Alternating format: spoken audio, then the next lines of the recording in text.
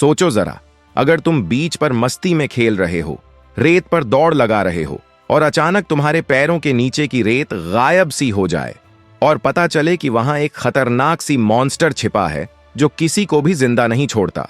कहानी एक ऐसी रहस्यमयी बीच की है जहां एक डरावना जीव लोगों को रेत में खींचकर मौत के घाट उतार देता है। अब बिना वक्त गंवाए चलते हैं फिल्म की डरावनी कहानी की तरफ। फिल्म की शुरुआत होती है कुछ दोस्तों से जो बीच पर जबरदस्त पार्टी कर रहे होते हैं। जगह थोड़ी सुनसान है ताकि वो खुलकर एंजॉय कर सकें। पार्टी को और मजेदार बनाने के लिए मिच नाम का एक लड़का सबके मोबाइल फोन इकट्ठा कर लेता है ताकि कोई डिस्ट्रैक्शन न रहे। लेकिन तभी दो दोस्त वैंस और गिलबर्ट रेत पर एक अजीब सा चिपचिपा गेंदा जैसा विशाल गोला देखते हैं जो किसी अजनबी जीव जैसा दिखता है। पहले तो सब इसे मजाक समझते हैं और पार्टी जारी रखते हैं, मगर उन्हें जरा भी अंदाजा नहीं होता कि वही चीज उनकी मौत का कारण बनने वाली है। सुबह का वक्त होता है। मिच और केली जो पूरी रात पार्टी के बाद लाइफगार्ड टॉवर में सो गए थे, अब नींद से जागते हैं। केली अपने दोस्तों को जगाने ही वाली होती है कि तभी उसकी नजर एक अजीब नजारे पर पड़ती है। एक सीगल, समुद्री पक्षी, अचानक नीचे गिरता है और अगले ही पल रेत के अंदर खींच जाता है, जैसे किसी ने उसे जिंदा निगल लिया हो। वो ये देखकर हक्की बक्की रह जाती है। इधर टॉवर के पास खड़ी कार में सोए हुए उसके बाकी दोस्त भी धीरे धीरे जागने लगते हैं। उनमें से एक लड़की चंद्र अपनी दोस्त मार्शा को आवाज देती है जो अभी भी बीच की कुर्सी पर गहरी नींद में होती है। वो चिल्लाकर कहती है, मार्शा उठो, सूरज निकल आया। मार्शा उनींदी आंखों से उठती है और नीचे उतरने लगती है। तभी ऊपर टॉवर से केली घबराई हुई आवाज में चिल्लाती है, रुको, नीचे मत आना, रेत पर कदम मत रखना। केली के चेहरे पर डर साफ झलक रहा होता है। उसे एहसास हो चुका है कि रेत अब सुरक्षित नहीं है। वहां कुछ है जो जिंदा है और जो किसी को भी रेत के नीचे खींच सकता है। काय मार्शा उसकी बात मानेगी या अगली शिकार वही बनेगी? अब कहानी और भी खतरनाक मोड़ लेती है। उनमें से एक लड़का वैंस हिम्मत जुटाकर अपने दोस्तों की मदद करने के लिए आगे बढ़ता है, लेकिन जैसे ही वह रेत पर कदम रखता है, अगले ही पल उसका शरीर धीरे धीरे रेत में समा जाता है और कुछ ही सेकंड में वह पूरी तरह गायब हो जाता है। उसकी चीखें बीच पर गूंजती हैं और बाकी सब सन्न रह जाते हैं। जो लोग अभी तक उसे बचाने की सोच रहे थे, अब डर के मारे एक कदम भी आगे नहीं बढ़ाते। हर कोई सोचने लगता है, ये हुआ क्या है? रेत कैसे किसी को जिंदा निगल सकती है?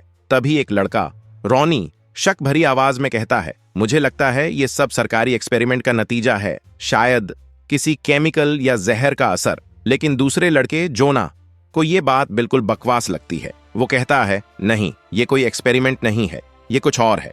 किलर सैंड, कोई ऐसा जीव जो रेत के नीचे छिपा है और किसी को भी जिंदा नहीं छोड़ता। अब सबको एहसास होता है कि उन्हें किसी तरह मदद बुलानी होगी, लेकिन जब वे फोन ढूंढने लगते हैं तब याद आता है कि पिछली रात मिच ने सबके मोबाइल फोन एक बैग में रखकर कार के ट्रंक में बंद कर दिए थे। और बदकिस्मती यहीं खत्म नहीं होती, कार की बैटरी भी खत्म हो चुकी है क्योंकि पूरी रात उन्होंने लाइट्स ऑन छोड़ दी थीं, बिना इंजन चालू किए। अब ना फोन काम में आ सकता है, ना गाड़ी।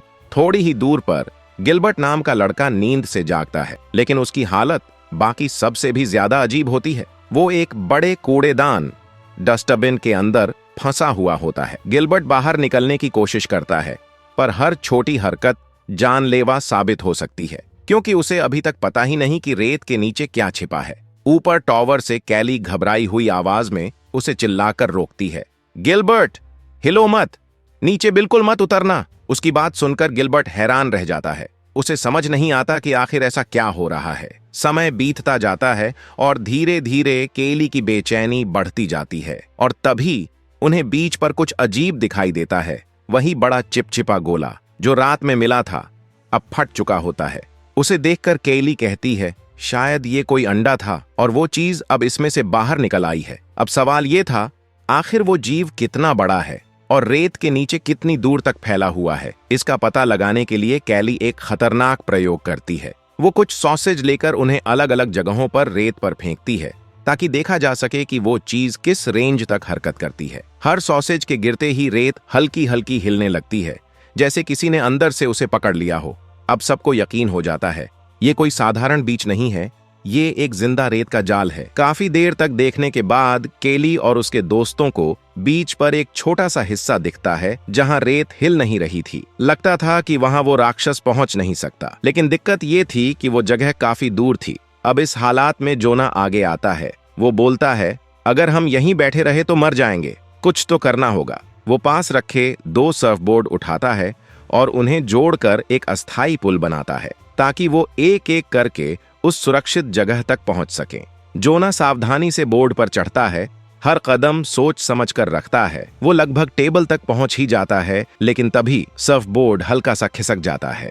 जोना का संतुलन बिगड़ता है और उसका शरीर बोर्ड से टकराकर गिर पड़ता है। रेत के नीचे की राक्षसी ताकत तुरंत हरकत में आती है। जोना का पैर रेत में धंसने लगता है। वो जोर जोर से चिल्लाता है। दोस्त उसकी मदद के लिए कुछ फेंकते हैं और किसी तरह वो खुद को खींचकर ऊपर कर लेता है। हालांकि उसके पेट पर गहरी चोट लगती है, खून बह रहा होता है, पर फिर भी जोना किसी तरह जिंदा बच जाता है। वो हांफते हुए कहता है, अब साफ है, ये बीच जिंदा है। और अब कहानी पहुंचती है अपने सबसे डरावने मोड़ पर। जोना, जो मुश्किल से अपनी जान बचा पाया था, लेकिन अब जोना की हालत बहुत बिगड़ चुकी थी। उसके पेट की गहरी चोट में सूजन आने लगी थी और घाव से पीप मवाद निकल रही थी। वो दर्द से तड़प रहा था, लेकिन फिर भी सबको संभालने की कोशिश करता है। केली और बाकी दोस्त देखते हैं कि अब जोना को तुरंत मदद की जरूरत है। तभी रॉनी और चांड्रा हिम्मत जुटाते हैं। दोनों सावधानी से सर्फबोर्ड का सहारा लेते हुए कार तक पहुंचते हैं। पसीने से भीगे हाथों से रॉनी धीरे धीरे ट्रंक खोलता है और तभी जैसे ही ट्रंक खुलता है, अचानक एक बीच पेट्रोल अधिकारी लाइफगार्ड उनकी ओर बढ़ता है। वो ऊंची आवाज में चिल्लाता है, तुम लोग यहाँ क्या कर रहे हो? ये बीच तो बंद है। जब केली और उसके दोस्तों ने बीच पेट्रोल वाले अफसर को उस रेत के नीचे छिपे खतरनाक जीव के बारे में बताया तो वो उन पर हंसने लगता है। वो बेपरवाही से अपनी गाड़ी से उतरता है और रेत पर चलना शुरू करता है। और सबसे हैरान कर देने वाली बात ये थी कि उसे कुछ भी नहीं हुआ। केली और बाकी सबकी आंखें फटी की फटी रह जाती हैं। कैसे मुमकिन है? कुछ देर बाद उन्हें समझ आता है कि उस अफसर के पैरों में लंबे बूट्स, जूते हैं जो रेत के सीधे संपर्क को रोक रहे हैं। आखिर वो क्या देखता है? एक लड़का पेट पकड़े पड़ा है, एक डस्टबिन में फंसा हुआ है, किसी का हाथ कार की डिक्की में अटका है। वो सोचता है, ये सब तो किसी पागल गैंग की हरकतें लगती हैं। अफसर उन्हें आदेश देता है, नीचे उतरो सब, गाड़ी में बैठो, मैं तुम्हें यहां से निकालता हूं। लेकिन तभी मिच के दिमाग में एक नया आइडिया आता है। वो कहता है, अगर वो जूते पहनकर रेत पर चल सकता है तो हम क्यों नहीं? जब मिच तौलियां मांगने के लिए चांड्रा की ओर बढ़ता है तो उसका पैर जरा सा फिसलता है और अगले ही पल वो रेत में धंस जाता है। उसकी चीखें हवा में गूंजती हैं। बाकी सब खामोश होकर बस देखते रह जाते हैं। रेत उसे ऐसे निगलती है जैसे वहां कभी कोई था ही नहीं।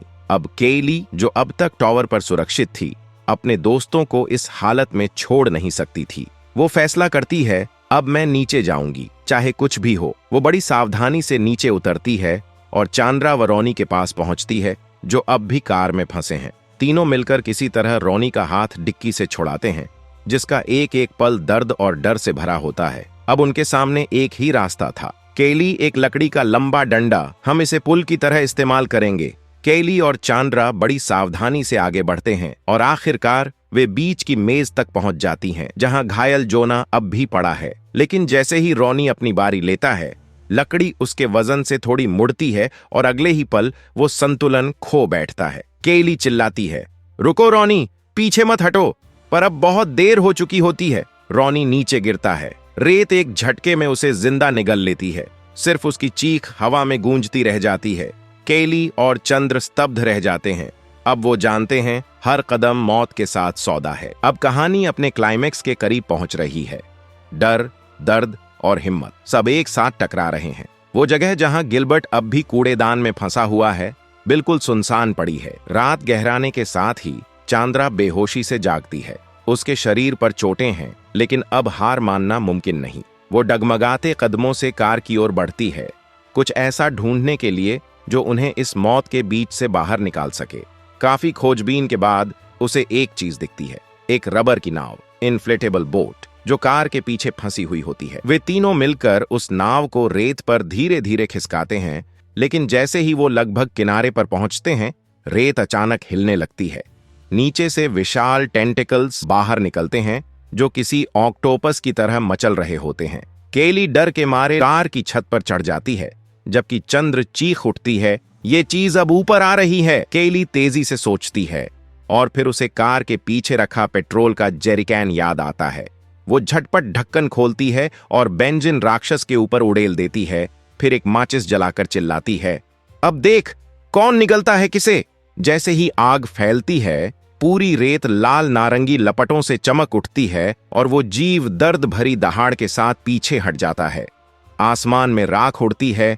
केली की आंखों में डर के साथ साथ जीत की चमक दिखाई देती है। पर क्या वाकई वो बच पाई है या रेत के नीचे अभी भी कुछ जिंदा है? सुबह की हल्की धूप अब समुद्र की लहरों पर चमक रही थी। आखिरकार कोई व्यक्ति बीच के किनारे पर गश्त लगाते हुए केली और चांद्रा तक पहुंचता है। धीरे धीरे दोनों की आंखें खुलती हैं। थकान, डर और राहत सब कुछ उनके चेहरों पर साफ दिख रहा होता है। वो समझ जाते हैं कि शायद अब वो राक्षस खत्म हो चुका है, क्योंकि रेत अब शांत थी। कहीं कोई हरकत नहीं, कोई कंपन नहीं। दोनों कार से बाहर निकलते हैं, चारों ओर देखते हैं। हर तरफ बस जली हुई रेत, राख और सन्नाटा। केली गहरी सांस लेती है। यहीं पर कहानी खत्म होती है।